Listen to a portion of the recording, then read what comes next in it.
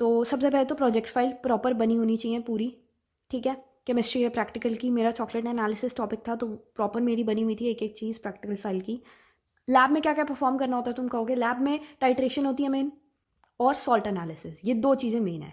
ये दो चीज़ें रट्टे मार के सिर्फ मत जाना, समझ के जाना अच्छे से। टीचर ऑफ कोर्स एक बार करके दिखाएगी जिन जिन बच्चों के प्रैक्टिकल्स अभी तक नहीं हुए हैं, समझ लेना, दिमाग में बिठा लेना कि किस तरीके से करनी है, और लैब में परफॉर्म करना। लैब में परफॉर्म कुछ बच्चों ने किया ही नहीं होता, टाइट्रेशन परफॉर्म लैब में क्यों नहीं किया होता, क्योंकि प्रैक्टिकल्स वाले दिन कभी कभार जैसे कुछ बच्चों के पीरियड सैटरडे को होते थे, और सैटरडे को तो सभी बच्चों ने छुट्टी मारनी है, तो फिर टाइट्रेशन परफॉर्म किया नहीं होता है, आता नहीं है उसके बाद। और सॉल्ट एनालिसिस का भी यही हाल होता है, जैसे जितने बच्चे प्रैक्टिकल दे रहे थे उनमें से सिर्फ 70% को सही से आता था सॉल्ट एनालिसिस, और बाकी बच्चे, क्योंकि हर अगले दिन तो छुट्टी मारनी होती है स्कूल से, आएगा कैसे।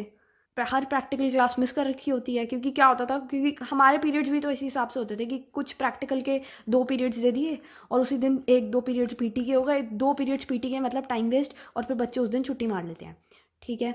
ये बहुत स्कूल्स में होता है, बट कोई नहीं, तुम पीटी के पीरियड को टाइम वेस्ट मत समझो।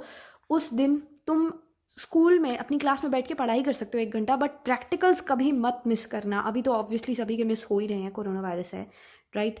बट इन केस आगे स्कूल खुलता है और तुम्हें ऑप्शन मिलता है तो ये हरकत मत करना, क्योंकि 12th और 11th में सभी ऐसे करते हैं, बहुत सारी हॉलीडेज, बहुत सारी छुट्टियां मारते हैं, right. So that's that. Titration वहाँ पे परफॉर्म करनी होगी। ऐसा मत समझना कि रट्टे मार के चले जाएंगे और सीधा जो ऑब्जर्वेशन है वो लिख देंगे। टीचर वहाँ पे आके देखेगी तुम्हारी टाइट्रेशन कि उसमें पिंक कलर हुआ है या नहीं हुआ है, ठीक है।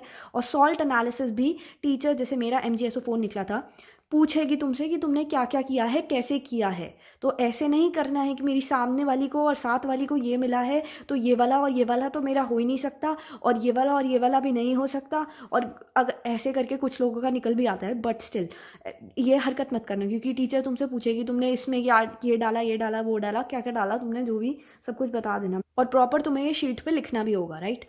तो हाँ, क्योंकि तुम्हें बता दूं केमिस्ट्री के प्रैक्टिकल में ये जो सारी चीज़ें हैं, टाइट्रेशन, सॉल्ट एनालिसिस और ये सारी चीज़ें, एक वहाँ पे प्रैक्टिकल का पेपर भी होता है, उसमें तुम्हें सारी चीज़ें लिखनी भी होती हैं, ठीक है।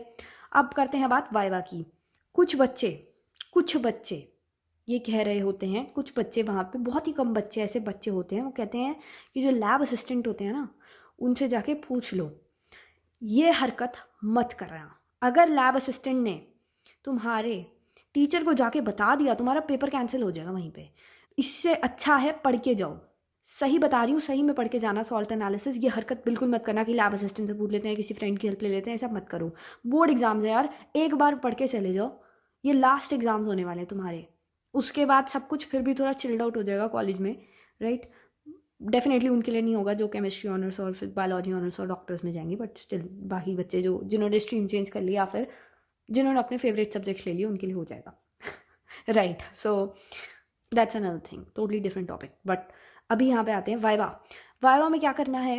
वाइवा में सबसे पहले तो जो भी तुम्हारी प्रोजेक्ट फाइल है उसमें से भी सवाल आ सकते हैं, केमिस्ट्री के किसी चैप्टर्स में से सवाल आ सकते हैं, किसी चीज़ का स्ट्रक्चर पूछ सकते हैं। जैसे कि मेरे चॉकलेट एनालिसिस में जो कि प्रोजेक्ट फाइल थी, उसमें एक टर्म थी डाइमेथाइल ग्लाइक्सिन, ठीक है। डाइमेथाइल ग्लाइक्सिन वहाँ पे लिखा हुआ था मेरे प्रोजेक्ट में। टीचर ने मुझसे स्ट्रक्चर पूछ लिया, तो स्ट्रक्चर तो मुझे याद नहीं था, बट हमने तुक्का लगाया और स्ट्रक्चर ठीक निकला, और टीचर ने कहा जाओ, और हम खुशी से वहाँ से चले गए, राइट। तो ये हुआ। बट स्टिल जो भी प्रोजेक्ट में एक एक चीज़ है, कोई भी ऐसा केमिकल फॉर्मूला आ रहा है, तुम्हें लगता है प्रोजेक्ट में आएगा, उसका फॉर्मूला प्रॉपर लिख देना। फॉर्मूला ना लिखने के मार्क्स कटते हैं, फॉर्मूला लिखना। फॉर्मूला लिखा हुआ था मैंने शायद से, I don't remember exactly, but structure नहीं बनाया हुआ था आई गेस। सो स्ट्रक्चर बनाना है नहीं बनाना है वो तुम्हारे ऊपर है, बट फॉर्मूला ज़रूर लिखना। जो भी तुम नाम लिख रहे हो, डाइमेथाइल ग्लाइक्सिन के फॉर्मूला साथ साथ में लिख देना, और उन सब का स्ट्रक्चर बनाना आना चाहिए। जो भी तुम्हारी प्रोजेक्ट फाइल का टॉपिक है उससे रिलेटेड जो भी केमिकल्स या जो भी चीज़ें तुम यूज़ कर रहे हो, उन सारी चीज़ों का, right. You get the point. एक और बात, कुछ टीचर्स बहुत अच्छी होती हैं, हमारी टीचर्स बहुत अच्छी थी, मैंने तुम्हें बताया था केमिस्ट्री की टीचर्स बहुत अच्छी थी हमारी, जितनी भी थी बाई चांस। तो उन्होंने सभी बच्चों को ऐसे फोटो स्टेट निकलवा के दिए, केटान्स और एनान्स के। टीचर तुम्हें कुछ भी निकलवा के दे कि सॉल्ट एनालिसिस किस तरीके से होना है, और इन शॉर्ट तुम्हें फॉर्मूलाज दे दिए कि इसमें ये वाला केमिकल डालना है। पहली बात तो ये, टीचर ने जो भी तुम्हें लिख के फोटो स्टेट करवा के दिया है उसको अपनी हैंड राइटिंग में लिखो।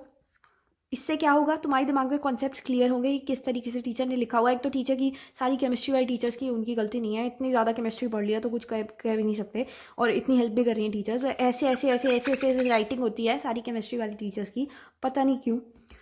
बट कुछ समझ आ नहीं रहा होता है उसमें, सिर्फ माइक्रोस्कोप से देख के सारा उसको लिखना पड़ता है। तो उसको अपने हैंड राइटिंग में लिखना, सबसे पहली चीज़ तो यही है। और फिर ही उसको याद करना, उसके फर्रे मत बना के लेके जाना प्रैक्टिकल एग्जाम में, क्योंकि फिर तुम्हारी टीचर पे भी ब्लेम आएगा और तुम पे भी आएगा कि पहली बात तो teacher was not suppose to help you this much.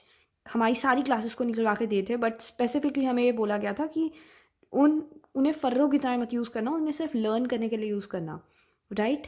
So that's that.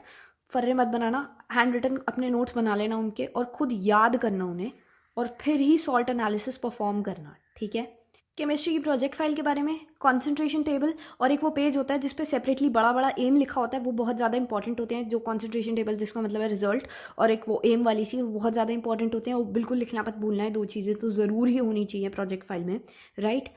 और कुछ बच्चे कहेंगे अगर जो कॉन्सेंट्रेशन टेबल है वो हमें बनानी है, ठीक है, पर हमने प्रैक्टिकल परफॉर्म नहीं किया हुआ, तो तुम नहीं बना सकते, साफ सी बात है।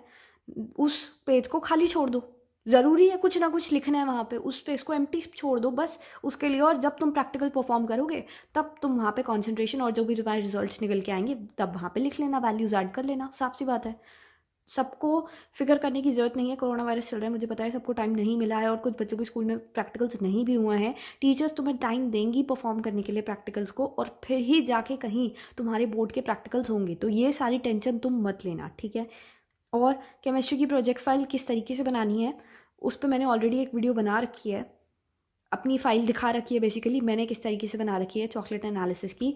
तो बहुत बच्चे पूछते हैं, इट्स सिंपल पे जाना, चैनल पे प्लेलिस्ट में जाना, उसमें क्लास 12th प्रोजेक्ट फाइल की एक प्लेलिस्ट मिलेगी, उसमें देख लेना चॉकलेट एनालिसिस की, उसमें सारा इंडेक्स विंडेक्स सब कुछ दिखा रखा है, ठीक है।